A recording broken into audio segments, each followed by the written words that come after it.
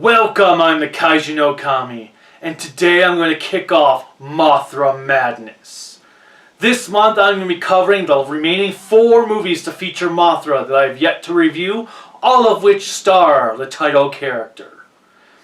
As such, it is only fitting to start this month off with the original 1961 classic. Before I begin, it helps to go into the origins of Mothra. After Godzilla's success, Toho brought on a platoon of additional monster movies with the likes of Rodan, the Mysterians, and Varan. Tsuburaya's idea for Mothra came from a dream he had. In ancient mythology, a moth represented motherhood, reincarnation, and change. The Greek goddess Psyche is often depicted as having butterfly or moth wings. Nevertheless, the creation of Mothra led to one of Toho's most popular and original monsters ever created on the silver screen. She has been featured in more kaiju films than any other monster outside of Godzilla. That also doesn't include her appearance in comic books, TV shows, and so forth. Sadly, Tsuburaya's brother-in-law passed away before production of the movie began, and as such he had to choose a new director of photography for the movie, who was a man named Yukio Minoda. In addition to this, Toho also had a Western partner producing the film with them, a small company known as Columbia Pictures, who is commonly known today as Sony Pictures. As such, Mothra had a lot going on for it, and it shows as every scene is filmed and scored with such finesse. So without further delay, it is time to start Mothra.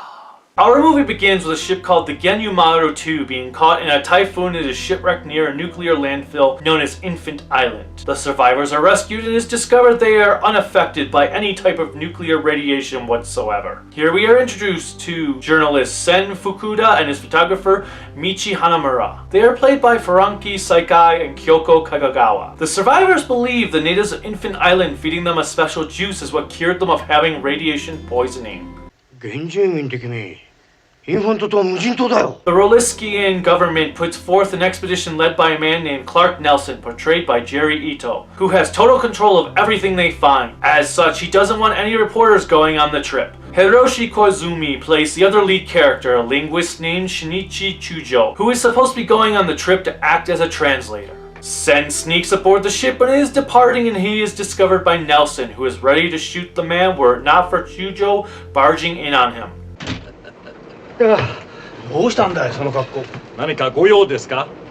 Nothing suspicious going on here, don't mind my gun.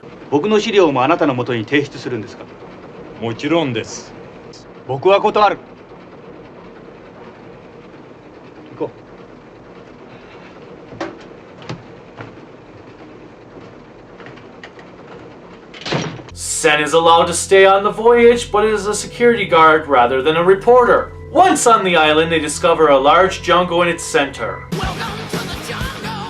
We got fun and games. We got everything you want. How do we know the names? We are the people that can find whatever you may need. If you got the money. Chujo finds mode and some ancient scripture engraved in stones before being attacked by vines. He struggles, but it is thanks to the help of 2 doll-sized women that saves him. Chujo awakens on the ship and explains his discovery to the rest of the crew.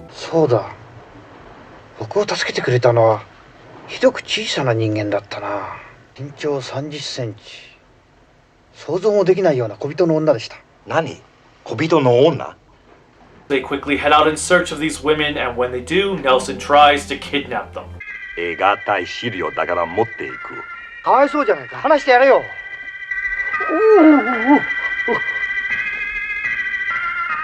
The group is suddenly surrounded by the natives of the island, who are poised to attack were it not for Nelson being forced to let the women go. Everyone returns home. Nelson slips away quickly in order to set out to actually get the women, which he does.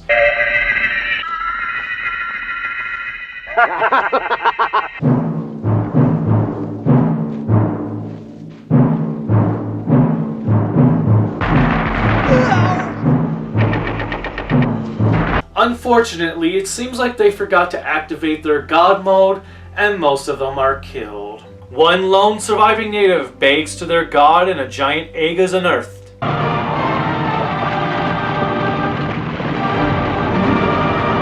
何 the inside, the creamy yellow yolk is surrounded by a delicious white filling. Meanwhile, Sen and Chujo research Nelson and learn that he is actually a treasure hunter. Chujo also shows Sen the scripture he found and they try to decipher it, noticing the word Mothra is mentioned a lot. Nelson turns the twins into the next Broadway sensation.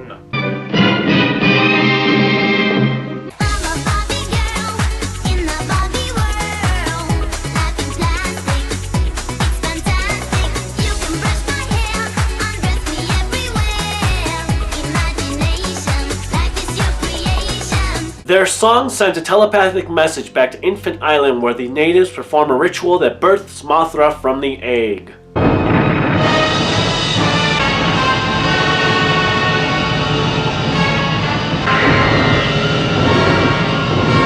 The Mothra larvae destroys a ship on its way to Japan and Nelson is blamed for the oncoming terror. He blows off the responsibility. Chujo revisits the twins to talk to them while Sen fights off Nelson's goons.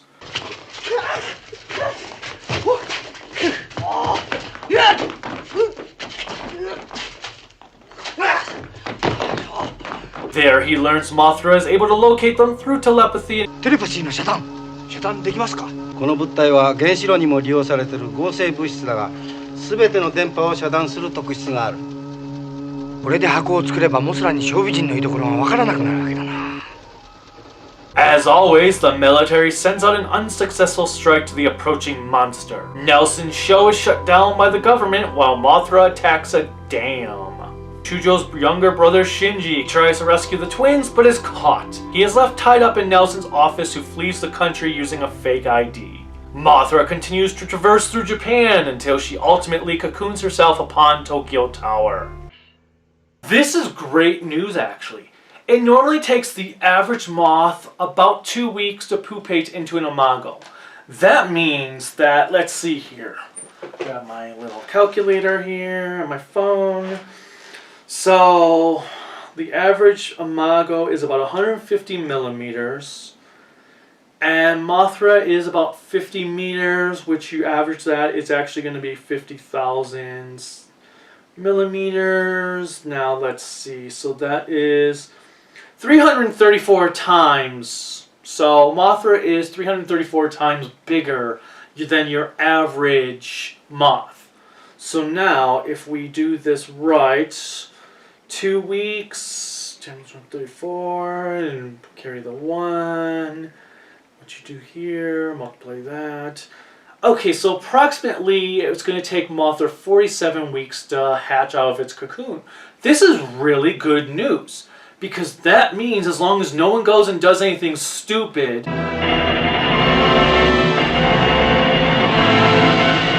like that, you will have plenty of time to... Or not. Never mind. Mothra emerges from the cocoon fully grown, spreads her wings out, and takes to the skies where she heads off towards Ralasikia. Chujo and the gang follow suit as New Kirk City is under attack by the flying behemoth. Get it? Behemoth? Oh, and really? New Kirk City? I wonder what that is supposed to represent.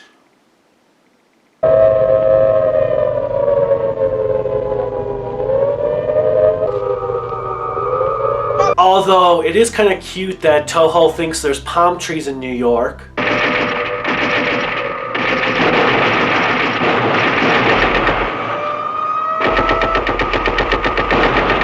Nelson learns of this and sets out, only to be attacked by fleeing civilians.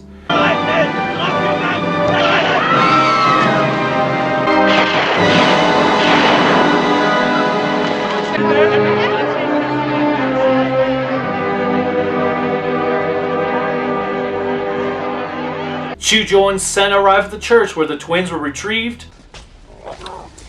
Magnificent. Oh no, they suffocated. Now we must rely on God's will. Father, have mercy on us. And Chujo thinks of a plan to return them. 飛行場の滑走路いっぱいに大きくこのマークを書いてください。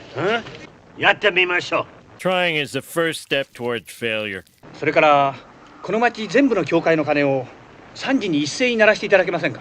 Newkirk City is decimated while they play Paint the Symbol on an airfield's runway.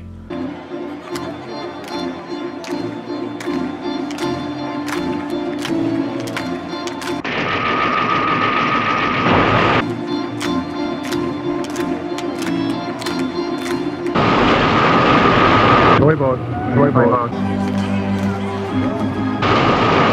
Toy boat, toy boat, toy boat, toy boat.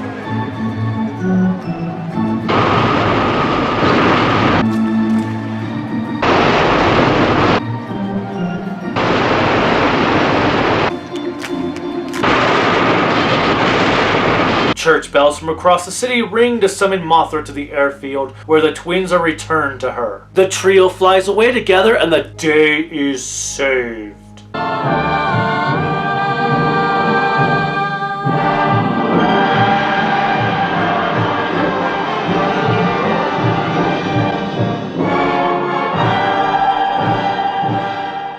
At least for those who weren't living in Newkirk City, a vast majority of them are probably dead or have their homes destroyed.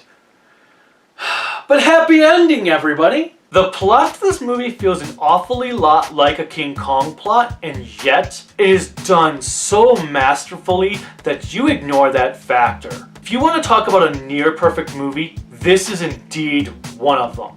The characters are so awesome that even the lacking ones, such as Shinji and Michi, come off greatly. Compared to what I've been reviewing most recently, this is a breath of fresh air because it is so enjoyable and cleverly well written. Sen is hands down the most badass character. This man takes on several of Nelson's goons single-handedly and beats them. He also runs out onto the dam Mothra is plowing through to save a baby that fell off of its parents' cart. There's no end to how heroic and amazing this guy is, which not only makes him a standout for the movie, but also one of Toho's best characters of their entire career. Chuju was also an interesting character because of how well acted he is. Koizumi does a wonderful job here with the character and keeps the audience wanting to see more of him on screen because he actually tries to help both the twins and the world at the same time. He wants everyone to be happy and does a lot to accomplish this goal. Even his brother Shinji is a well-written character, as his standout moment is when he tries to sneak the girls past Nelson's crew. He doesn't stand a chance when he is caught, but that is just the fate of a child battling adults in a real-ish world. Like I said, Michi is nothing noteworthy either, especially compared to other female characters in the kaiju genre, but Kagawa effectively works with the material she is handed. Nelson is an excellent villain and starts the trend we will see with a few others throughout the series, especially in Mothra vs. Godzilla. He is selfish, money-hungry, and uncaring about anyone's needs but his own. He is exactly what a villain in this role should be. I do think his death was a tad disappointing though, as he just dies from some gunshots and not in a very exciting manner. But that is one minor nitpick from near perfection. The miniature work and effects are absolutely spectacular on every level. The details in the city and on the buildings is so exhilarating. The shots when Mothra attacks the cities in both larvae and imago forms is beautifully shot. Sure, you can sometimes see the wires holding Mothra up, but you really have to be looking to notice it, which you usually will not be doing so because of how well written and interesting everything else is. This has some of the best photography from Toho's entire history, and it is all thanks to Minota. Like everything else, Mothra's designs are truly spectacular. It was a unique idea to have a moth be the main attraction, and it works.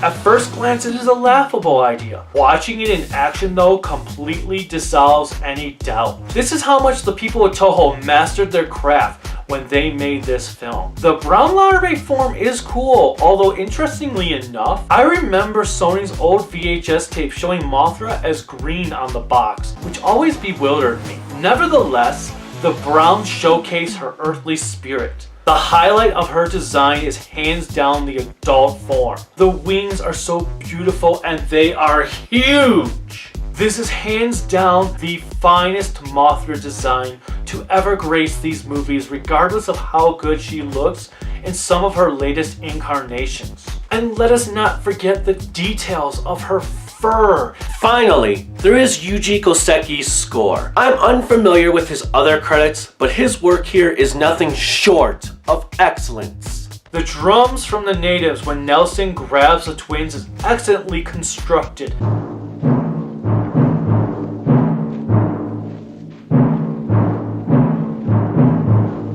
As are the songs the twins sing.